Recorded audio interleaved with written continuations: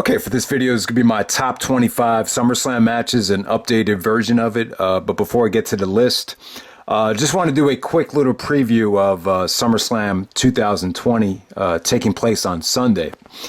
Yeah, these preview videos, they're extremely difficult to do because of the situation with SmackDown. It seems like every time we have a pay-per-view, they announce, a big match for SmackDown coming up on Friday. So AJ Styles and Jeff Hardy, I thought it was going to be at SummerSlam, but now I'm seeing that it's going to take place on SmackDown. So once again, we don't have AJ Styles officially in a pay-per-view match for the third month in a row, I believe. So yeah, that kind of sucks, but I'm confident. I don't see how you could do a SummerSlam without AJ Styles on the card. So hopefully, somehow, some way, AJ gets to defend the belt. We what looked like an extremely promising Intercontinental Championship picture with AJ Styles and Daniel Bryan right before Backlash. We quickly, just really haven't gotten a lot out of it, looking back on it this past summer. But, it's just one of those things where this is just a tough time to be very critical of WWE. We don't know what's really going on. Obviously, someone like Daniel Bryan, it's come out that, he's not comfortable wrestling. And maybe there's other guys that we're not seeing that just aren't, ready to wrestle for whatever the reason. And then on top of that, you have the incentives just aren't there without the crowd being a factor with guys like Cena and Brock. So, this SummerSlam card, it looks bland as shit. I'm going to be completely honest with you. When I look at this card, I'm just not feeling it. Now, I haven't been totally engaged with WWE television because sports has made a return with the NHL and the NBA playoffs coming back into full gear. It's been really difficult to, sit through a Raw or a SmackDown over the last couple of weeks. But yeah, with this card right here, no official AJ Styles match, but, hopefully, maybe we'll get a rematch with Jeff Hardy. I don't think AJ and Jeff have faced one-on-one since the TNA days when TNA was on Fox, if I'm not mistaken. But yeah, hopefully maybe AJ or Jeff Hardy. Hopefully they put Baron Corbin against Matt Riddle. I'm not a huge Corbin fan, but the bottom line is Corbin and Riddle have been feuding for months. So it'd be nice to have them on this card because I think it's extremely needed. With Drew McIntyre, Randy Orton, I think this is the one bright spot on the show. I think this is obviously going to be a strong main event. I think Drew deserves to retain the championship, but at the same time, I think Randy Orton deserves to win the championship as well. You could argue that Randy Orton's had, arguably his best year since 2004. I really think Orton's year has been that strong. He's done his best mic work. He's had one of his best matches this year. So, I really wouldn't mind it. 16 years after Orton became the youngest world champion at 24, he has a chance to win it here at 40. So that's really the only match to me that really just has a lot of appeal. It'd be interesting to see if Edge gets involved, maybe Edge costs Orton the match, and then that sets up the rubber match. Even if Orton does win, it'd be cool to see the rubber match with Edge and Orton this time for the championship. Whenever it happens, maybe at the Royal Rumble, maybe at WrestleMania. Who the hell knows at this point if that's ever going to take place? But yeah, man, I'm pretty much feeling Drew versus Randy Orton. You get Apollo Crews and MVP that has a great build up so far. I mean, I don't know how strong of a match it's going to be. Braun Strowman and The Fiend, Bray Wyatt, Alexa Bliss has really kind of, taken over the storyline. So I really think with Alexa, it makes the storyline that much more interesting to see which way she's going to go. She seems like she's kind of split down the middle right here, but I think a lot of people are predicting that Alexa is going to side with The Fiend, and then we might get Alexa kind of morphing into more of a gothic, dark character, which I think would be really cool because I think she could pull that off. I think she has the personality to pull that off. Mandy Rose and Sonya Deville in a hair versus hair match. You got Asuka, going for the championship twice against Sasha and Bayley on the same show. You have Dominic actually taking on Seth Rollins in the street fight. So, it'd be cool to have Mysterio in this match, but Dominic, it's fascinating. looking at this matchup right here, we've known Dominic. If you've been watching the WWE over the last 20 years, Dominic had, was doing storyline stuff with Eddie Guerrero when, Eddie and Ray were fighting for the custody of Dominic. So, Dominic does have a connection to Eddie Guerrero. So that's kind of, what's pulling me into that match, to see how far Dominic has come. But yeah, man, Dominic and Seth Rollins, this actually has a great build up to it. I can't deny it. I mean, the eye stuff was kind of tough to watch, but an eye for an eye, heel for a heel. It's just one of those bloodthirsty storylines right there. So yeah, we'll see if Dominic and Rollins could deliver a great street fight. But that's pretty much it, guys. Really nothing else on the show. A lot of the stuff on the show just doesn't scream must see. I know there's a lot of stuff going on that hasn't been announced yet, but I'm interested to see exactly when they deliver the final card, because I just feel like a lot of guys are definitely missing, especially for a SummerSlam, which to me is the second biggest show of the year. All right, so yeah, the top 25 SummerSlam matches. This isn't the way I wanted to do the video. I didn't get a chance to rewatch a lot of the stuff that I needed to rewatch.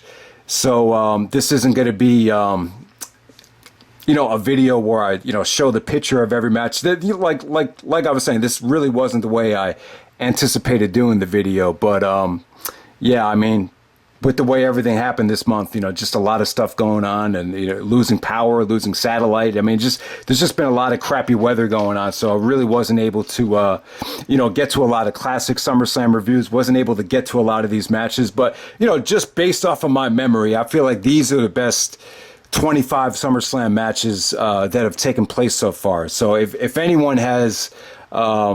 If anyone wants to call me out for missing a match, or you think there's a match that was over the 4-star level that deserved to be on this list, then please let me know. I mean, that'd be great, because 25 is tough. SummerSlam is a great match collection. You could argue that it's even better than WrestleMania. So yeah, if I missed anything, I know there's some great Heart Foundation matches.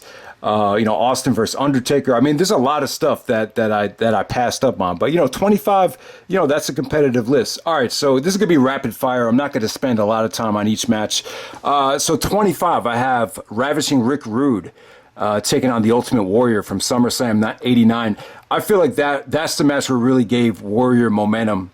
Heading into WrestleMania to beat Hogan for the belt. I felt like he got a monster reaction there. I just thought that was the match that he needed. I felt like that was one of Warrior's best matches. Like I said, man, it's a competitive list. At 24, I have Edge versus Undertaker, Hell in a Cell from SummerSlam 2008. A lot of people thought that was a match of the year for WWE in 2008, so I got that at 24. 23, I got Rob Van Dam, Jeff Hardy. Hardcore ladder match from SummerSlam 2001. I'll tell you, if Van Dam hit that spinning heel kick while Jeff was hanging from the belt, yeah, that would have been like one of the greatest spots of all time. But yeah, Van Dam and Jeff Hardy, you could argue that they even topped their Invasion match with that match. Number 22, I got John Cena taking on AJ Styles. The Dream match from SummerSlam 2016. I felt like it stole the show at that SummerSlam, and that's really the first match I felt like Cena and AJ really clicked. Number 21, I got CM Punk winning the belt back from Jeff Hardy. SummerSlam 2009 TLC match. You have that awesome ending with The Undertaker coming out to chokeslam Punk. So that's at 21. Number 20, I got John Cena versus Edge from SummerSlam 2006. This saved that pay-per-view's ass. I'm not a big fan of SummerSlam 2006. I know it got a little bit of requests, but wasn't a big fan of the booking on that show. But they were in Cena's hometown. I thought Edge and Cena actually had one of their better matches. Without a doubt, maybe their best one-on-one, straight-up match. I think there was like a DQ stipulation or whatever. But yeah, still pretty great stuff. Cena and Edge from SummerSlam 06. Number 19, I'm going to go with Benoit versus Jericho. SummerSlam 2000, 2 out of 3 falls. A little short for a 2 out of 3 fall match, but it's Benoit Jericho. Number 18, Shawn Michaels versus Vader. Yeah, I actually rewatched this for this video because yeah, I haven't seen it that many times, but yeah, it's an incredible matchup. I believe it was supposed to be Shawn versus Warrior, but Warrior whatever the hell happened there, I can't remember why, but you know, the Ultimate Warrior left the company before SummerSlam, so it's supposed to be Vader. I believe Vader was actually supposed to win the belt here, and you know, this is just an example of like overprotectiveness. This was way overbooked. You know, they had a count out, then they had a DQ, and then Jim Cornette kept you know, trying to restart the match. Ultimately, Shawn ended up countering the Vader bomb into a moonsault.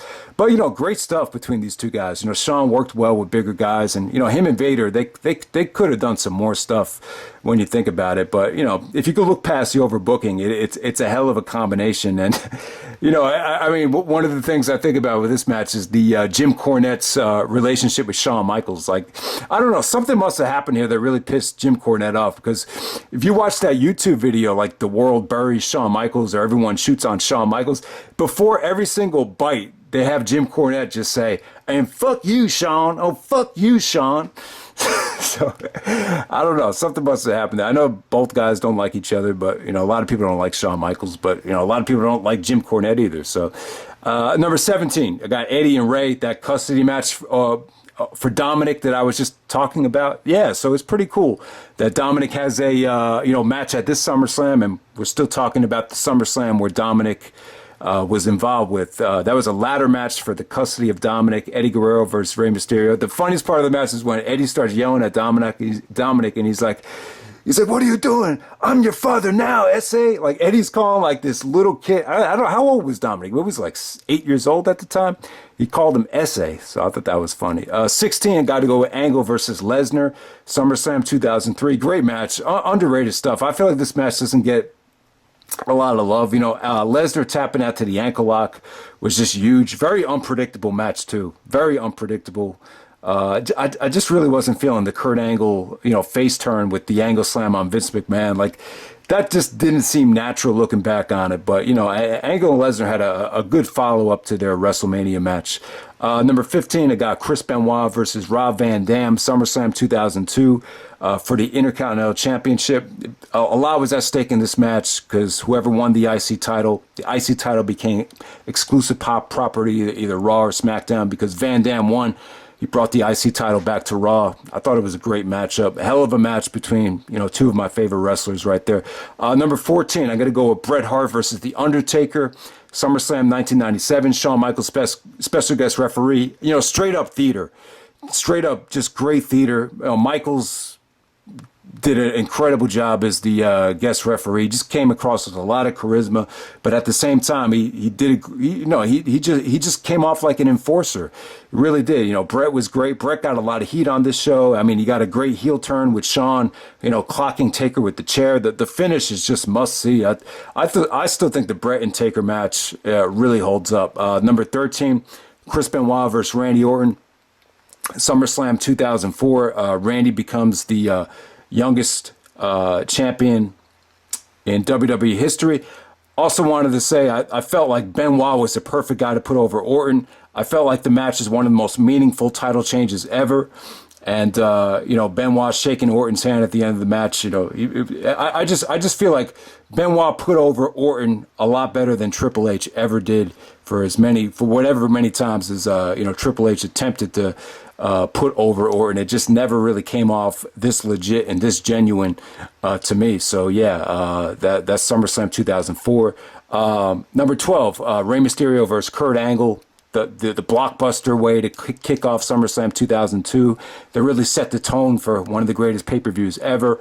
Number 11, going to go with The Rock versus Triple H, the Intercontinental Championship ladder match from SummerSlam 1998. You know, two of the biggest icons in the heart of the Attitude Era at MSG ladder match. I mean, it just had all the elements of classic. A great mixture of personalities and just a roller coaster ride of a ladder match right there. Number 10, I got Rock versus Brock, SummerSlam 2002. Probably the most hyped main event ever, and it definitely delivered. It surpassed my expectations. Number 9, Shawn Michaels, Razor Ramon. The ladder match, SummerSlam 1995, the rematch to WrestleMania 10.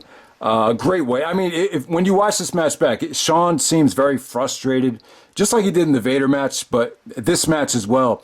He seemed very angry throughout this whole match. I'm going to assume it's because they couldn't use the ladder as a weapon, and maybe there was a lot of stress to live up to the expectations. Maybe that's why. But, it still came off pretty great. But, it hasn't, I'll be honest, it hasn't aged that well. And a lot of the finish with Shawn grabbing the belt, not bringing down the belt, falling, it just came off very weird to me. I'm just not sure what exactly happened there with some of the botched finishes. I'm not even sure if they were botched. Who knows?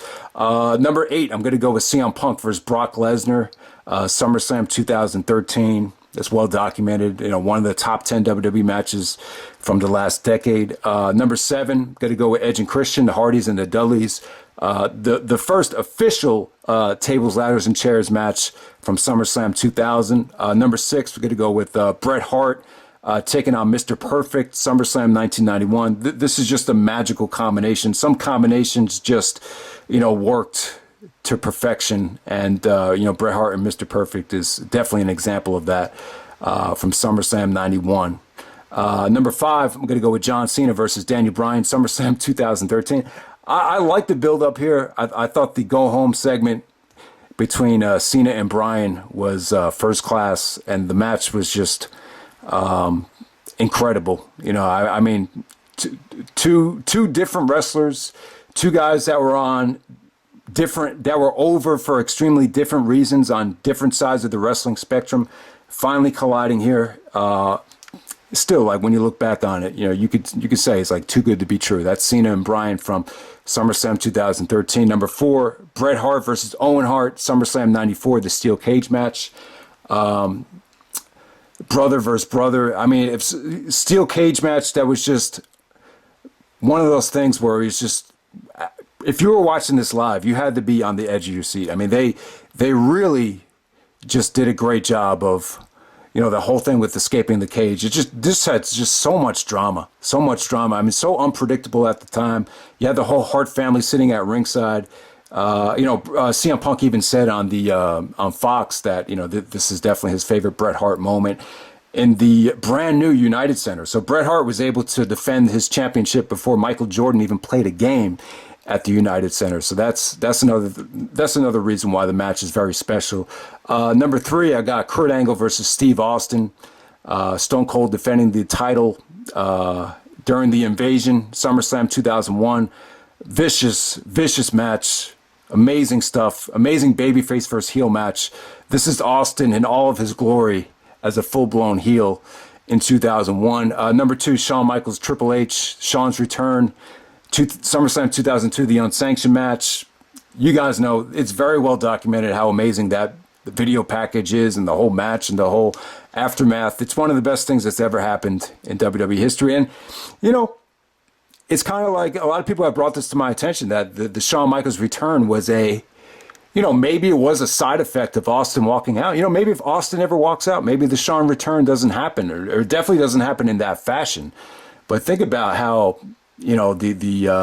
how so many things fell apart in the summer of 2002, the Nash injury and the Austin walkout. Who knows if SummerSlam 2002 would have been that great if not for those two things. So it's crazy, man. It's crazy to, reflect back on it. But, maybe the whole Shawn Michaels return was, a lot of it just had to do with,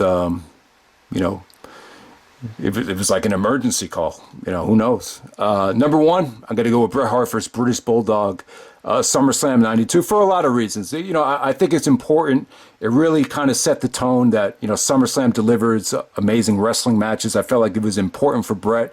I felt like, when you look back on it, this was really the match that, where Bret Hart kind of solidified himself as a main eventer, to go out there in the main event of, that type of environment with, 45,000 people in Wembley Arena and, actually back it up and tell Vince, if you let me and Davey go out there, we're going to have the greatest match of all time. And at the time, a lot of people would argue that. I think for that time, the matchup was just incredible. And it's funny, I'll admit this. I don't know. You would have to ask a wrestler this, but if you post it on a message board, what's the best carry job of all time? This always comes up. But I don't know. To me, I thought British Bulldog looked great in this match. I mean, I get what they're saying though. I guess because Bret was the less likable guy because they're in, Davey's hometown or home country. Brett was more in control because he was a heel. So I can understand that, but I never really got the fact that, so many people thought, the Bulldog was carried in this match. But yeah, but like I said, man, this was the defining moment of Brett's career. This kind of opened it up for him to win the WWF title. And I think after this match, this is when the Bret Hart and Vince McMahon relationship was at an all-time high in a positive way. So that's what I like about the match that much. But yeah, this is my top 20 SummerSlam matches. Let me know what you guys think I left off. I mean, there's a lot, man. I'm thinking Randy Orton versus Christian, CM Punk versus John Cena from 2011. I really wanted to put Brock versus Cena on there, but a lot of people think that's like a squash match. But yeah, there's so many great matches that could have been on this list. It was a tough one, but that's pretty much it, guys. Hope you enjoy SummerSlam this weekend.